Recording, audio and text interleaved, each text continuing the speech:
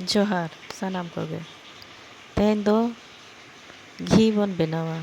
नोआ दो तोवा रजा मलाई कना जहाँ 2-3 हफ्ता रजा मलाई फ्रिज रे जमा दोहला तहना और मांग रे नोआ दो माने फ्रिज खन ओडक कतेन रूम टेम्परेचर रे दोहला तहने कई घड़ी ओनाते चांडे मेल्ट कतेन बेनाआ जेते नोआ दो कढ़ाई रे ओडक कतेन नितों दो चूल्हा रे चोंदा हुआ चोंदा कतेन नितों दो कई घड़ी माने घंटा हुआ मांग रेगे नोआ दो फ्रिज खन ओडक आकान खातिर ते माने इये कना लूज कना चांडे इने खान दो टाइम बाय लगा उना चांडे के नोआ दो इये गोदोआ मेल्ट गोदोआ बाखाय मा फ्रिज खन ओडक तारा खाय दो तोमे टाइम लगा नितों नोए एहोब एना हेडेज को नोआ मलाई दो माने जुदी तोवा लोलो कते कई घड़ी फ्रिज रे दोया बचे इने खान दो दोमे ढेर मलाई ओडकोआ ओना खोजा गे और बाहरे रे खाय दो उन बाय बेना मलाई ओना लगित ते जुदी तोवा लोलो कते फ्रिज रे बो दोहो का इने खान दो मलाई चेतान रे जेते दिन लेका धारा गे ᱧᱟᱢᱚᱜᱼᱟ नोए नितों दो ना हुयुग कना हेडेज जेते गे मेल्ट चाबायना बीच बीच रे घंटा हुयुग गया बखाय लाथार रे बैसा लेखान फिर आरो सोवा ना दो घंटा बीच बीच रे घंटा ते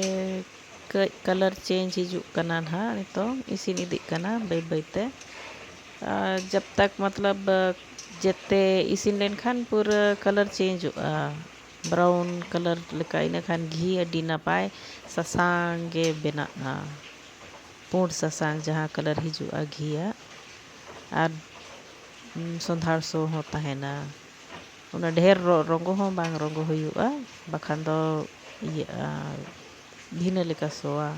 हल्का हल्का ओना तके बीच बीच रे चलाव खान दो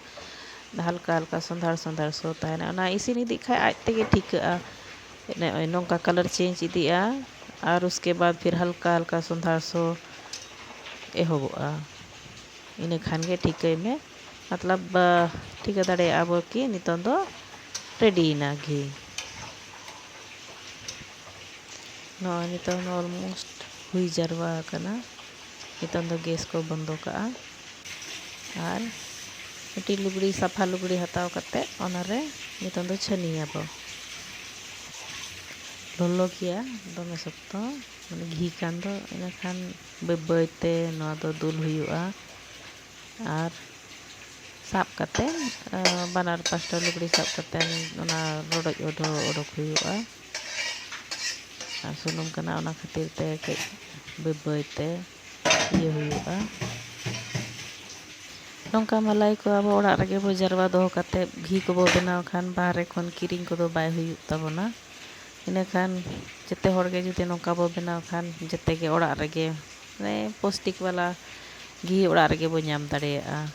बाहरे खन किरिंग हो बाय हुयुआ बाहरे रेजा मा बडाय गिया बो जेते गे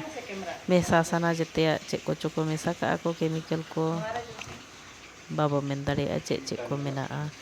ओड़ा रेजा खा पूरा निर्ला अब ओड़ा रेजा दो चेक हो बाग मेसा कना तोवा रेजा मलाई छाड़ा और चेक हो बचुआ ना लगे ते पूरा निर्ला गिद्र को अब मारांग होड़ हो जेते लगे गे बेसा छना हुई कते नितों दो ठंडा लगे बो दोहो का कई घड़ी ठंडा माने ठंडा लेन खान के इने परे सफा बोतल रे डब्बा रे जहाँ रेगे स्टोर दाड़ेया नितों दो ना दो तहेना दोमे दिन नोआ निना मलाइते मोटा मोटी 1 किलो बाय हुयुआ 1 किलो खन कई कम धारा ओडोकेना घी बनाव रे जानो प्रोसेस जुदी कुसिया ना बो इने खान चैनल लाइक और सब्सक्राइब कर ताबन बेहतर।